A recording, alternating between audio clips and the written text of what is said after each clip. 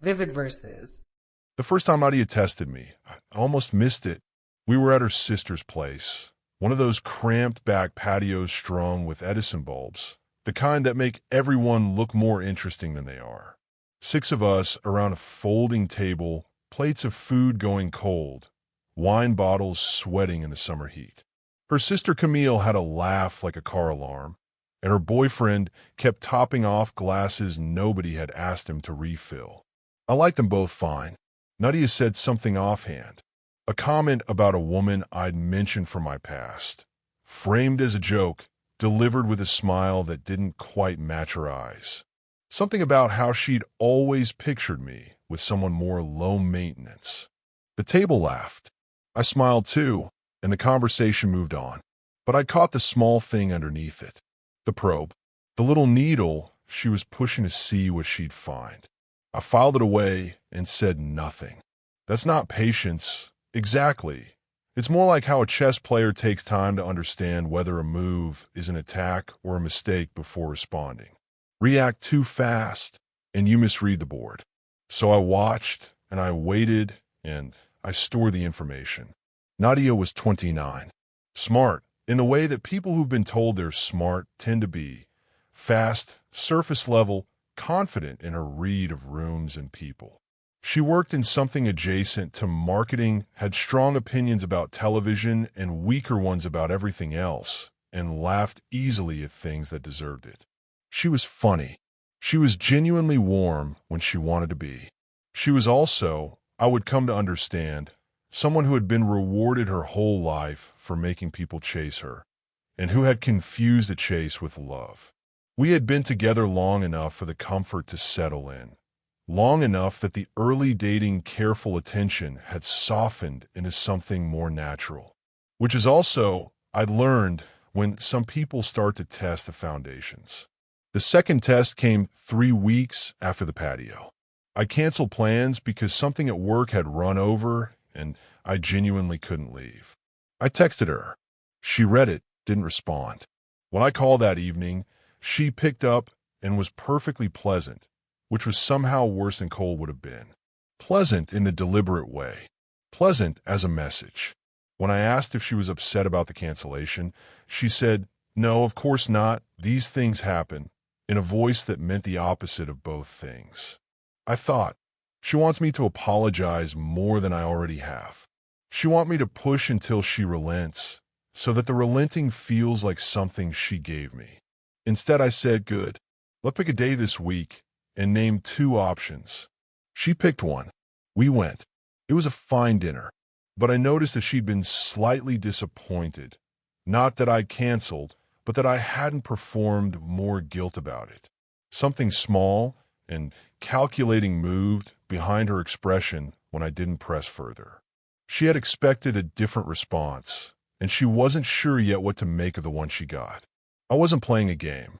I was just being honest about how I operated. I don't apologize past the point of genuine regret. I don't chase acceptance I'm not sure I want. And I was finding, slowly, carefully, that I was becoming less sure about what I wanted here. The third test was worse. We were in my place. A weeknight, nothing planned, the comfortable kind of evening where you end up on opposite ends of the couch reading, occasionally sharing something from your phone. She had been quiet in the particular way that means something is building, and I noticed it and let it breathe because not everything needs to be excavated immediately. Then, midway through a show we weren't really watching, she said, "My friend Talia thinks you don't like her." I looked over. I barely know Talia. She says you seem disengaged when she's around. I thought about this. Talia was someone I'd met twice, and both times she'd spent most of the evening talking over people and then asking for validation afterward. I had not been rude. I had been unremarkable, which for some people is the same as hostile. "I don't dislike her," I said. "I don't have much of an opinion about her yet. She gets that vibe from you." "All right. A beat. Then, is that all you're going to say?" I put my phone down and looked at her directly. "What would you like me to say, Nadia? I just think it matters. She's important to me, and I've been nothing but civil to her. So if she's reading something negative into that, I'd look at what she was hoping to read before we accept her interpretation as fact. Nadia's expression shifted. She hadn't expected pushback, gentle, but pushback. She'd expected either defensive apology or the kind of eager explanation that would let her sit in the role of arbitrator. I'm not going to perform guilt about a feeling I didn't have, I thought. That's where this was heading, and it wasn't going to get there. She let it go, but the air had something in it afterward, and I lay in bed that night running the numbers. 3 separate tests in 2 months, each one small, each one designed to measure how much I'd contort myself to smooth things over. The patio comment, the silent treatment. Now the proxy complaint through a friend I'd never done anything to. None of it was catastrophic. But patterns don't have to be catastrophic to be meaningful. Her friend group had a rotating dinner tradition. 6 people, someone's kitchen, every few weeks. I've been folded into it the way partners get folded into things, gradually and then completely. I liked most of them. Talia was there, of course, and I was cordial in precisely the same way I always had been. Present, interested in actual conversations, quiet during performances. There was also a man named Garrett who I'd clocked from the first time I met him. He was one of those men who occupy space loudly, big gestures and bigger declarations, the kind of person who turns every dinner into an audience for himself. He and Nadia had some history, not romantic, or so I'd been told, though the word history was doing a lot of work. He watched her with a particular attention when she wasn't looking. I wasn't jealous. Jealousy requires a kind of insecurity I don't have access to. But I noticed, at dinner, Garrett made a comment about a decision I'd described. Something ordinary, something I'd handled sensibly. He reframed it with a laugh as a bit cold, and looked around to see if the table would agree. A few people made non-committal sounds. Nadia said nothing. She said nothing. I finished my drink. I answered Garrett's implicit challenge with a measured explanation of my reasoning, which left no real room for the characterization he'd offered, and then I moved the conversation somewhere else. Nobody pushed back, but I was thinking about Nadia's silence. You learn a lot about people from what they don't defend. Later, in the car, I waited. She said, Garrett could be a lot. He can, I agreed. He didn't mean anything by it. I glanced over. I know. You're not upset. No. I'll let that sit for a moment. Then, were you? She looked at me. What do you mean? About what he said. Did it bother you that he said it? She turned back to the window. I don't know. Maybe a little. A little is fine, I said. I just wanted to understand where you were. What I was really doing was noting the gap. The little distance between where she actually was and where I'd expected someone in my corner to be. I wasn't angry. I wasn't keeping score in a punitive sense. I was just watching the gap, measuring it, understanding what it told me about the architecture of this thing we were building. About a week later, she started the silent treatments in earnest. These were different from the ordinary quiet of a person processing something. These were deployed. I'd text and get nothing for hours. Not the nothing of someone busy, but the nothing of someone waiting to see how many follow-up texts would arrive. I'd call, and it would go to voicemail. And then she'd call back at a strange hour with no mention of having missed anything. I know what these are. I've seen them before. They're mechanisms, control through withdrawal. The implicit message is, I can make you anxious. I can make you unsure. I can make you reach for me. And in the reaching, I will hold the power. The problem, for her, was that I didn't reach. The first time I sent one text, got nothing, and did something else with my evening. When she came back around, I was warm, genuinely warm, no resentment, but I didn't acknowledge the silence as an event. I didn't process it with her. I just continued. The second time, I didn't text at all after the first one went unacknowledged. I read most of a book, slept well, and called her the next morning. She picked up immediately, which told me she'd been watching her phone. Hey, she said, and there was something complicated in her voice. Not quite guilt, more like confusion, like she'd set a trap and the thing she was trying to catch had simply walked around it. "Good morning," I said. "I'm going to stop by that new market near your place this weekend. Want me to grab anything?" A pause. Then, "Sure. Yeah, that sounds good." And that was that. But I was recalculating, because someone who deploys silence and then finds the silence ignored doesn't typically stop. They escalate. I've been watching this pattern long enough to know its arc. The escalation came at Camille's birthday dinner. Not a party. Just the inner circle around a table in the back room of a small restaurant her boyfriend had booked. 8 people, tasting menu, the kind of long evening that is nowhere to go but inward. By the third course, Nadia had shifted into something I recognized. She was performing ease, laughing a half-beat too quickly, finding excuses to mention things we discussed, private things, context that only worked as subtext if you knew what was underneath. I didn't react. I contributed to the conversation. I complimented Camille sincerely. I tasted things and said accurate things about them. Then, somewhere around the 5th course, a small argument broke out. Not really an argument, more one of those table debates that everyone has had a version of. Something about money and the appropriate age to become financially conservative. Nadia said something I thought was clearly wrong, and instead of nodding along, I offered a different perspective. Not aggressive, not dismissive, just honest. She went quiet in the way that had a shape to it. By dessert, she was monosyllabic. In the car afterward, she was silent in the way I now knew was a message, and I drove without filling it because I'd stopped believing that filling it helped anything. When we got to her place, she got out without invitation, and I parked and followed because we'd agreed I'd come in, and I keep agreements. Inside, she turned and said, "Did you have to do that?" "Do what?" "Contradict me. In front of everyone." I considered how to answer this. "I disagreed with something you said. I said so once calmly and moved on. That's not the same as contradicting you in front of everyone." It felt like that. "I understand. I don't think my read of the room matched yours."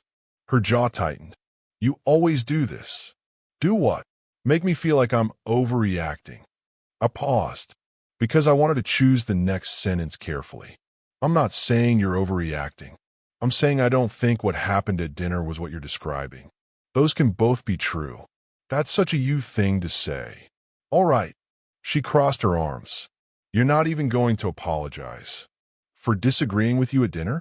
"No, I'm not." Something moved across her face, not quite anger, something more frustrated. Like she'd handed me a script, and I'd refused to read from it. We talked for another hour. Or she talked, and I listened and responded honestly, which is its own kind of talking. By the end, something had diffused, but nothing had resolved, because resolution would have required me to accept a version of events I didn't believe in. I drove home thinking, she's not a bad person. I want to be clear about that in my own mind. She is someone who learned that relationships were territories to be managed, that affection was currency, that the person who cared less won something, and she hadn't yet been in a relationship where those tools simply didn't work. She was applying them to me genuinely, the way people apply strategies that have always worked before. She wasn't malicious. She was, in a word, miscalibrated. The question was whether miscalibrated was something I could work with. I wasn't sure, and the uncertainty itself was data. She broke up with me the following Saturday in the kitchen of my apartment, mid-afternoon, with the particular energy of someone who has been rehearsing. "I feel like I can never get a real reaction from you," she said. "Like you're always 5 steps ahead, always calm, and it makes me feel like you don't actually care." I let her finish. Then I said, "I care. I just don't perform caring the way you're used to seeing it. That's exactly what I mean. It's like everything is so controlled with you. Would you prefer uncontrolled?" "I'd prefer human." That landed, and she knew it had. I looked at her for a moment. "I am human. The way I am is human. It's just not frantic." She said some more things. I listened to all of them. I noticed that mixed into the genuine concerns, the things that might have been worth working through in a different version of this conversation, were things that weren't about me at all. They were about what she'd expected, what she'd wanted me to become, what she'd thought she could shape. We went around it twice. By the second pass, something had clarified for me. Not anger, just clarity. I hear you, I said, and I think there are real incompatibilities here. But I also think some of what you're describing isn't actually a flaw in me. It's a mismatch between who I am and who you'd prefer me to be. She stared at me. So you're fine with us ending? I thought about this. Honestly thought about it. Right there in the kitchen while she watched. No, I said, but I'm not going to talk you out of it. If this is what you need, then we should end it. She hadn't expected that either. I could see her recalibrating, reshuffling, looking for the next move. She said, maybe I was too hasty. There it is. Maybe, I said, but you were clear, and I'm going to take you seriously. And that, as it turned out, was not what she wanted at all. We stayed together. She'd backed away from the ledge, and something softened between us for a few weeks, a kind of tentative recalibration, like two people who'd almost had an accident at an intersection and were being careful at crossings now. I was present. I was warm. I meant both of those things, but I was also watching, because I'd learned something about her pattern during the months prior, and I understood now that the breakup attempt hadn't been a genuine ending. It had been an ultimatum dressed as an exit, a test of whether I'd panic. And when I hadn't panicked, she'd walked it back. The problem with that strategy is that it teaches the person on the other side something. It teaches them what you'll do when your bluff is called. I want to be honest about my own internal state during this period because I think it matters. I wasn't bitter. I wasn't waiting for revenge or plotting anything. What I was doing was watching to see whether she understood what had happened, whether something in her would grow from the near miss and move us towards something more honest. Some people do that. You reach the edge of something together, and both of you look down and then step back, and you both understand what that view means, and you go home changed. She didn't. Within 6 weeks, she was testing again. Small tests at first. The manufactured irritations, the pointed silences, a passive remark at dinner in front of her friend Lisa that was clearly designed to see what I'd do in front of an audience. I did nothing in front of the audience. I finished my meal. I was pleasant to Lisa, who was genuinely nice and did not deserve to be used as scenery in someone else's play. On the way home, I told Nadia that the remark hadn't landed well with me. Without drama, without escalation.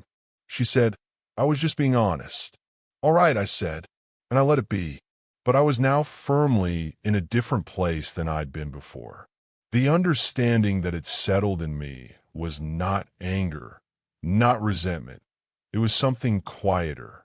It was the recognition that I had been patient long enough to understand something clearly. This was not a person working through fears towards something better.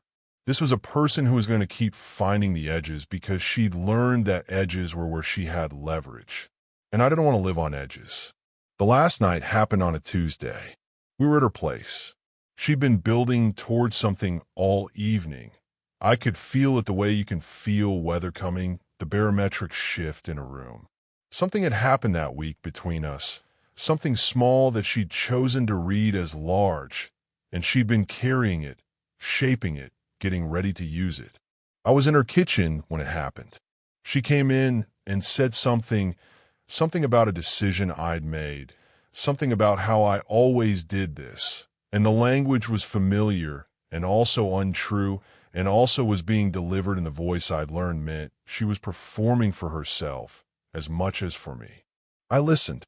I responded, calmly, accurately. She escalated, said things that were harder. Said I was incapable of vulnerability. Said I made her feel alone in this. Said she didn't know if she could keep doing this. I looked at her. I thought, she wants me to fight for this right now. She wants urgency, pleading, the performance of desperation. I hear that this isn't working for you, I said. If it's not working, we should be honest about that. So you don't even care? I care. But I'm not going to beg you to want to be here. Her eyes went hard. And then there was the thing she'd been building toward, the thing she'd probably rehearsed without knowing she was rehearsing it. You know what? If you don't like how I do things, you can leave. There's the door. The kitchen was quiet for a moment. I looked at her. I thought about the patio and the silent treatments and Garrett and the breakup that wasn't a breakup and the 6 weeks of small tests after. I thought about the version of myself that would have reacted to those words with urgency, that would have seen "there's the door" as a provocation to argue, a theater piece requiring my frantic refusal to exit. I'd already decided, somewhere in the weeks before, that if we got here, I would trust my own understanding of the situation. And my understanding was clear. I walked to the counter. I picked up my keys and my jacket. Her expression changed. She hadn't expected the movement. "Wait, you said I could leave," I said. My voice was even. "I'm going to do that. I know you didn't mean it literally." I looked at her, and I meant this next part, and I said it quietly. "But I think you mean that something is wrong here, and I think you're right. I've known it for a while. I just wanted to see if we could find a way through it." "We can," she said. And her voice was different now, smaller, the performance stripped out. "We could talk about this." "We've talked," I said. "We've talked a lot. So that's it." I pulled on my jacket.